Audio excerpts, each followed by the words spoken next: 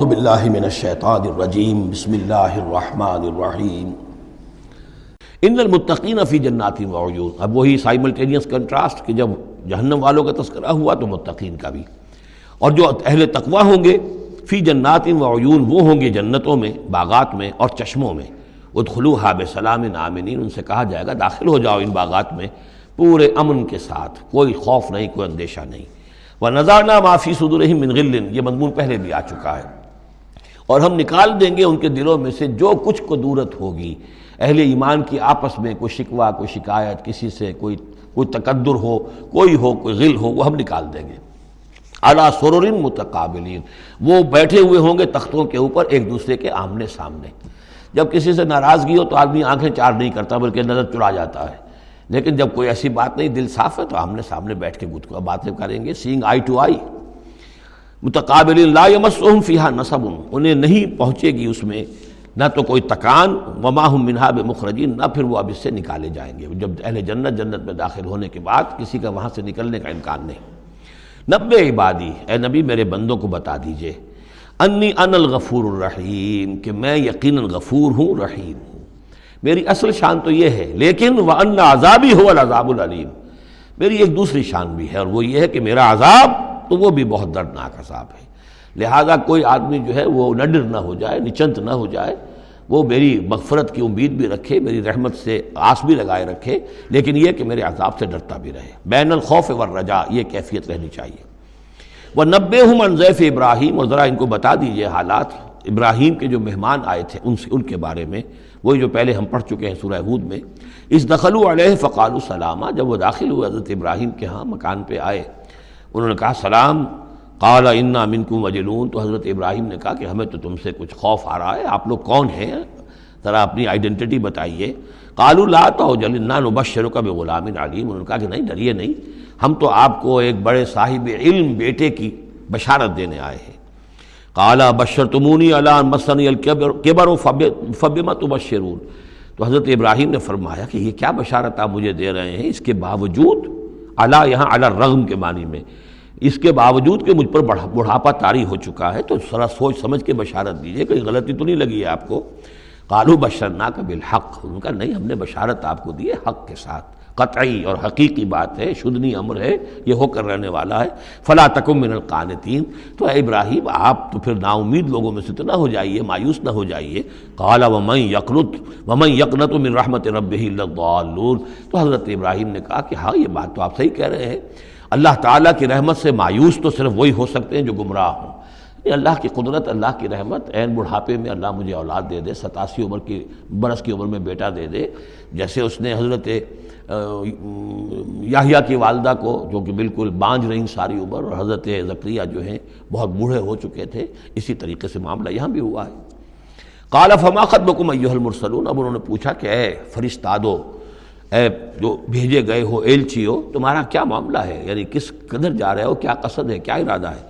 قالوا انا ارسلنا الی قوم مجرمین، ان کا کہ ہمیں بھیجا گیا ہے ایک مجرم قوم کی طرف، الا آل لوط، سوائے آل لوط،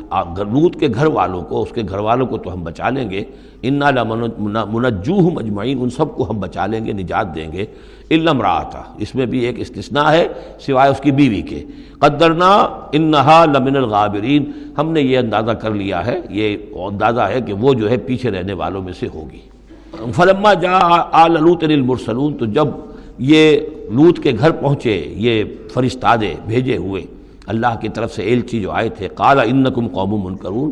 وہی بات حضرت لوط نے فرمائی کہ آپ لوگ کچھ اجنبی سے لوگ ہیں، میں آپ کو جانتا نہیں، آپ کون لوگ ہیں، کہاں سے تشریف لائے ہیں۔ قالوا بل جئناک بما كانوا فیہ یمترون، ان کا نہیں، بلکہ ہم تو وہ شے لے کر آئے ہیں آپ کے پاس جس کے بارے میں یہاں کے رہنے والوں کو شک تھا۔ آپ جب کہتے تھے کہ اگر تم باز نہیں آؤ گے، ان خبیث فعل کو نہیں ترک کرو گے، شرک سے باز نہیں آؤ گے، تو تم پر اللہ کا عذاب آئے گا،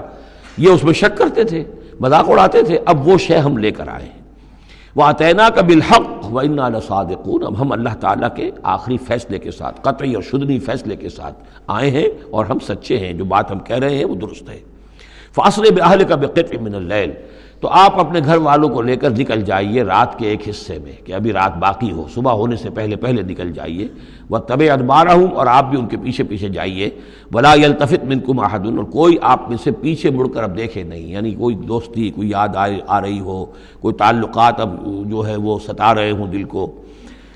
وَامْضُوا حَيْثَ تُؤْمَرُونَ اور اب چلے جائیے وہاں جہاں آپ کو حکم ہوا ہے، وَقَضَيْنَا إِلَيْهِ اور یہ بات ہم نے اس کو بتا دی، یہ فیصلہ ہم نے کنوے کر دیا اسے، ذالک الامر یہ فیصلہ، ان دابر ہؤلاء مقطوع مصبحین کہ ان لوگوں کی جڑ صبح ہوتے ہی کاٹ دی جائے گی، یعنی یہ کہ اس پوری قوم کو تہس نہس کر دیا جائے گا، دونوں شہر جو ہیں نسیہ منسیہ کر دیے جائیں گے، یہاں کوئی ایک متنفس بھی نہیں بچے گا۔ وجاء اہل المدینہ یستبشرون اور اب آئے لوگ وہ دوڑے ہوئے بدماش لوگ جو ہیں وہ خوشیاں مناتے ہوئے آئے کہ بڑے خوبصورت لڑکے جو ہیں آج مہمان ہو کر آئے ہیں لوط کے ہاں، تو ہمارے لیے بڑا اچھا موقع ہے۔ قال ان هؤلاء ضیفی فلا تفضحون حضرت لوط نے ان سے کہا یہ دیکھو میرے مہمان ہیں، مجھے رسوا نہ کرو، واتقوا اللہ ولا تحزون اللہ کا تقوی اختیار کرو اور میری بے آبروئی مت کرو۔ قالوا اولم ننهک عن العالمین انہوں نے کہا کہ دیکھو لوط ہم نے تمہیں تمام جہانوں والوں سے روکا ہوا نہیں ہے کہ تم ٹھیکہ مت لو کسی کا، ہم جس کے ساتھ جو چاہیں کریں، تم کون ہوتے بیچ میں آنے والے، تم کو ٹھیکیدار بن گئے ہو پوری دنیا کے۔ اولم ننہک کیا ہم نے منع کیا تمہیں، نہیں کیا تمہیں کہ تمام جہان والوں کی حمایت میں نہ کھڑے ہو جایا کرو۔ قال ہؤلاء بناتی ان کنتم فاعلین ان کا یہ میری بیٹیاں حاضر ہیں، اگر تمہیں کچھ کرنا ہی ہے تو یہ کہ ظاہر اللہ تعالیٰ نے تمہارے لیے جو جوڑے بنائے ہیں تو وہ تو عورتیں ہیں، تو وہ ہے میں عرض کر چکا ہوں، اس سے مراد یہ بھی لی گئی ہے کہ میری قوم کی جو یہ بیٹیاں ہیں تمہارے گھروں میں پڑی ہیں جن کو تم نے چھوڑا ہوا ہے، اصل میں تو تمہارے لیے اللہ تعالیٰ نے وہ فطری راستہ بنایا تھا،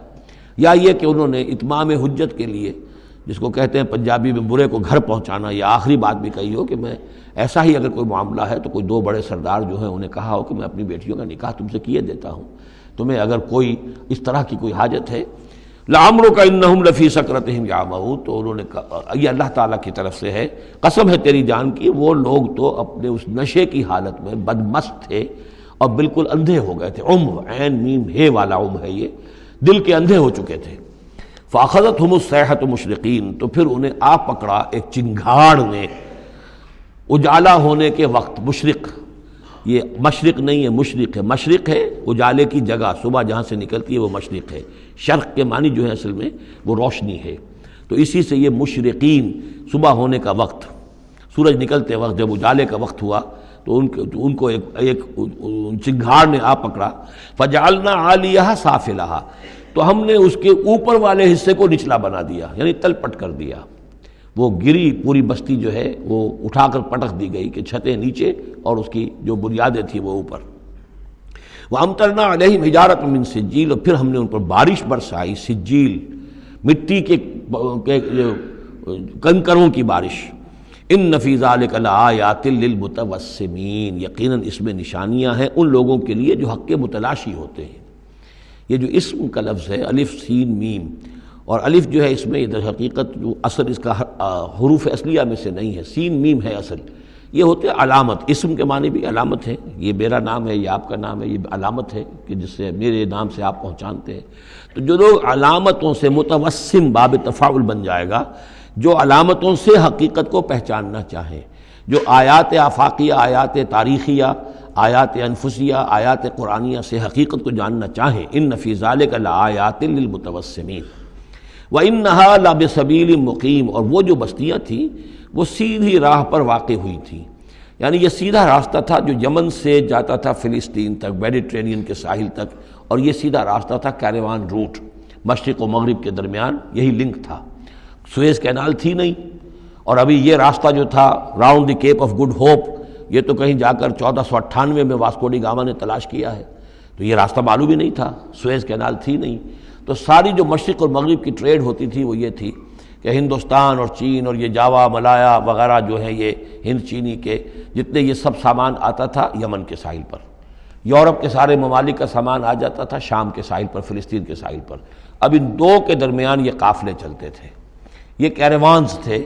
کہ جو ان جہاں سے لے کر سامان ادھر، ادھر کا سامان ادھر،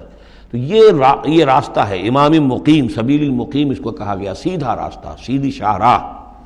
اسی پر یہ اصحاب ہجر کے بھی مسکن تھے، اسی پر پھر یہ اصحاب مدین کے بھی تھے، اور یہ بستیاں بھی اسی راستے پر واقع ہوئی تھیں۔ ان فی ذلک لآیۃ للمؤمنین، یقیناً اس میں نشانی ہے اہل ایمان کے لیے۔